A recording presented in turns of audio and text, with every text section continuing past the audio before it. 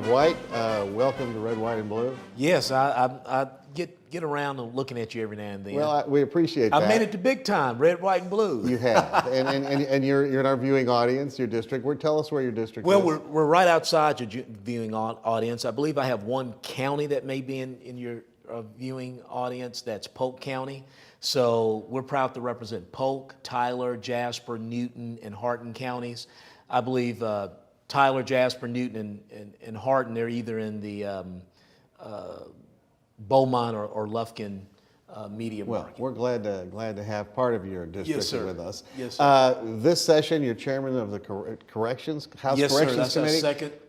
Our second session as chair. That's obviously very important. Corrections are a big part of the budget. Yes, it is. About a little over $7 billion for the biennium. You're talking about 146 incarcerated justice-involved individuals.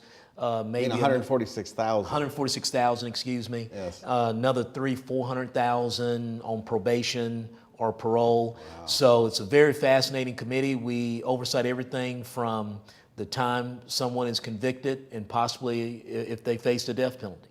And you've been one of the leaders in terms of common sense reforms in this area. Common sense conservative reforms that uphold the Constitution, obviously fiscally conservative, and if important, and this is important, it renders a bit of compassion foremostly to victims and also those that have an intersection with the criminal justice system. So what are you working on this session? We're working on a lot. It's a big old agency, or we're getting our agency ready for their sunset, but obviously we had to deal with this issue of upholding or stressing the common sense and dignity of women that are incarcerated.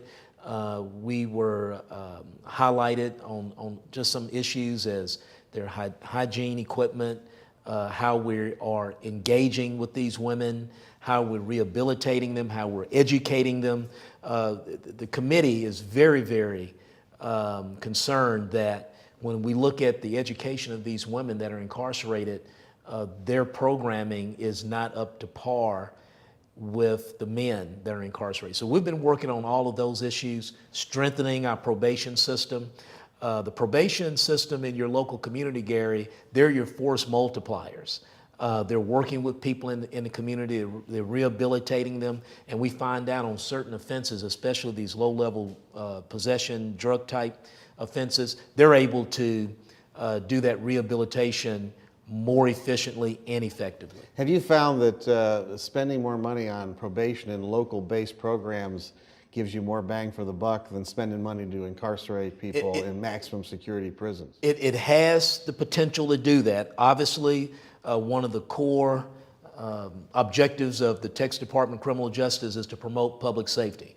So to the extent that we can, in a very informed way, look at someone's criminogenic needs, look at their criminogenic behaviors, yes, we can be more effective and more efficient with some offenses, especially those that are dealing with addiction.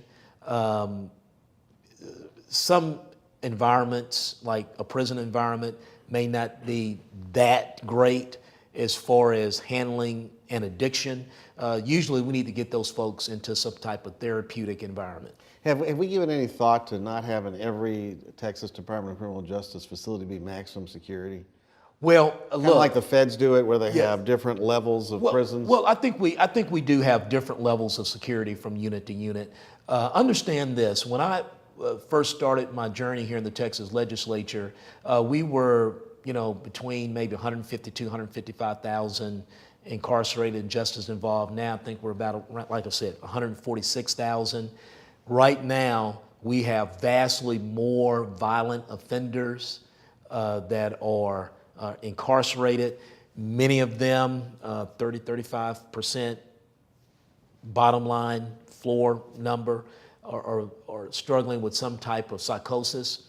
So Gary, look, at varying degrees, we have varying degrees of security, but when it comes to security, we really lean on our folks in TDCJ, the uniformed folks that run these units from day to day, to give us good advice on that. Well, thank you so much for taking Yes, a few sir. minutes to visit with us, Representative James White. Right. Hey, great to have you in the Capitol today, and get us going in the right Well, direction. I will say this, you are hardworking, we can tell. Hey, thank you. Okay, thank you, Gary.